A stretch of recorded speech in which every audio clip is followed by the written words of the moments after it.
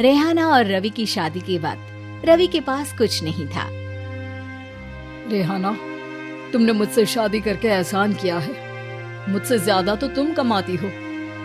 अरे तो क्या हुआ, एक दिन आएगा रवि कि तुम खूब पैसा कमाओगी। मुझे तुम पर पूरा विश्वास है। रवि और रेहाना खुद को स्टैंड करने के लिए पूरी मेहनत करते। रेहाना, मैं नौकरी नहीं करना चाहता हूँ। तो कोई बात नहीं, मैं नौकरी करके घर चलाती हूँ, तुम बिजनेस सेट करने की कोशिश करो। एक दिन रेहाना, तुम जानती हो, मैंने जो विज्ञापन बनाने वाली कंपनी खोली थी ना, उसे बड़ी ब्रांड का ऑफर आया है।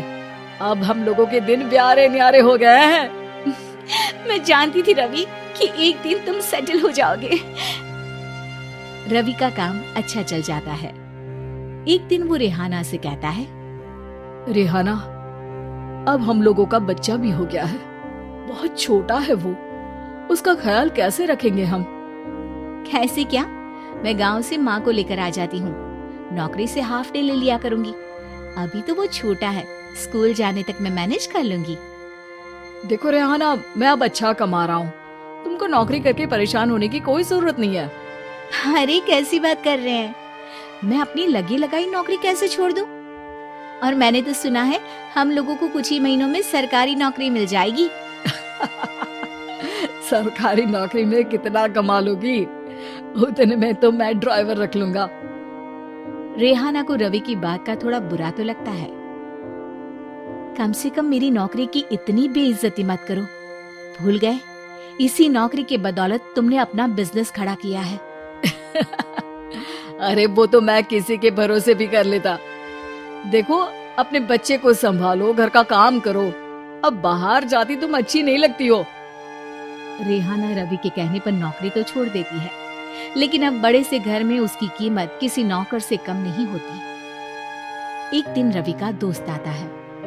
भाभी, हम लोग तो आपको तब से जानते हैं जब से आप लोग शादी होकर इस शहर में आए थे। आपकी बदौलत ही सारा बिजनेस खड़ा हुआ है। ये किस्मत तो आप ही की है भाभी। हाँ हाँ भाई, हमारी मेहनत तो कुछ है ही नहीं। अरे होगी, लेकिन भाभी की किस्मत के आगे कुछ नहीं। दोस्त वहां से चला जाता है, लेकिन रवि का गुस्सा 7वें आसमान में होता है। देखा कैसे बोल रहा था? अरे बिल्कुल अच्छा आदमी नहीं है ये। कैसी बात कर रहे हैं आप? प्रशांत भैया तो बहुत अच्छे इंसान है रवि। कैसे उन्होंने हमारे मुश्किल वक्त में हमारा साथ दिया था। अरे था पैसा तो साथ दिया, नहीं तो कौन पूछता है? रवि का व्यवहार पैसा आते ही अलग हो गया। वो बंदे को बंदा नहीं समझता। घमंड से घिरे रवि ने तो एक दिन हद ही कर दी। रेहाना, मैं अब तुम्हारे साथ नहीं रह सकता हूँ। क्या क्या बकवास कर रहे हो रवि? क्या कहना चाहते हो? और क्यों नहीं रह सकते तुम मेरे साथ? देखो, मुझे कोई और पसंद है और उसने साथ रहने पर बस यही शर्त रखी है कि मुझे तुम्हें तलाक देना होगा। रेहाना, जो कि एक स्वावलंबी महिला थी, उसने बिना देर किए रवि को कह दिया, कोई इश्यू नहीं, मुझे पैकिंग में 4 दिन का वक्त लगेगा, लेकिन तब तक मैं तुम्हारे साथ नहीं रहूंगी। 4 दिन के लिए तुम कहीं और शिफ्ट हो जाओ, मैं घर से निकलूंगी तो बता दूंगी। रवि घर छोड़कर चला जाता है। रेहाना को दुख होता है, वो रोती है, लेकिन व्यवहार से स्ट्रॉन्ग रेहाना को पति के वापस आने का और उसे सबक सिखाने का पूरा भरोसा था। फिर एक दिन, अरे शुशिका, कब शादी करोगी तुम मुझसे? यार मैंने तो सोचा था तुम शादी से पहले मुझे विदेश लेकर जाओगे, महंगी कार दिलाओगे। अरे सब दिला दूंगा, लेकिन पहले मुझसे शादी तो कर लो। हाँ हाँ, क्यों नहीं। मैं कुछ दिनों के लिए अपने मम्मी पापा के पास जा रही हूँ और लोगों से अपनी शादी की बात करूंगी। अरे शुशिका, कैसे रहूंगा मैं तुम्हारे बिना? अब तो शादी ही होने वाली है हम लोगों की।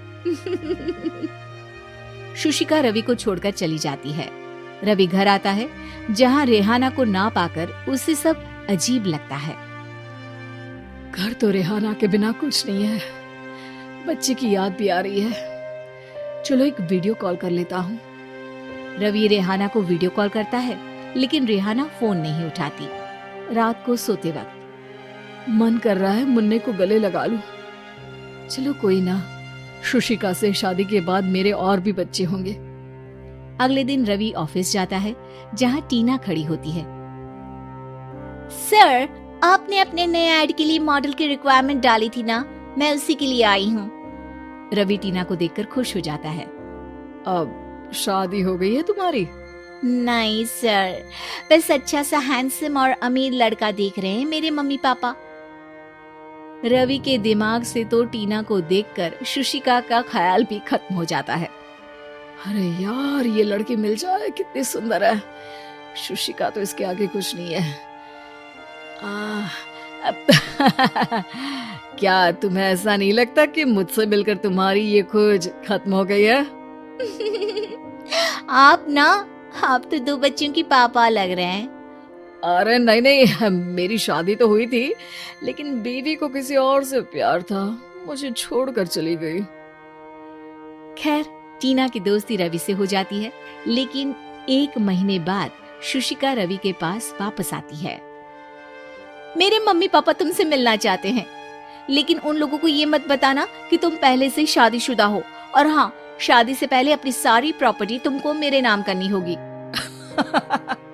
अरे पागल, अब मैं तुमसे शादी ही नहीं करना चाहता। भला ऐसी लालची औरत से कौन शादी करेगा? तभी वहाँ टीना आ जाती है।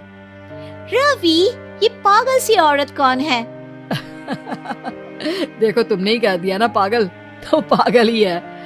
पता नहीं कौन है, कह रही है शादी कर लो, लेकिन शादी से पहले अपनी सारी प्रॉपर्टी मेरे नाम कर दो। बोल तो सही रही है। वैसे तुम जानती हो, मेरी एक सहेली है, उसके पति ने उसे पैसा आते ही छोड़ दिया, जबकि उसको खड़ा करने वाली ही मेरी सहेली थी।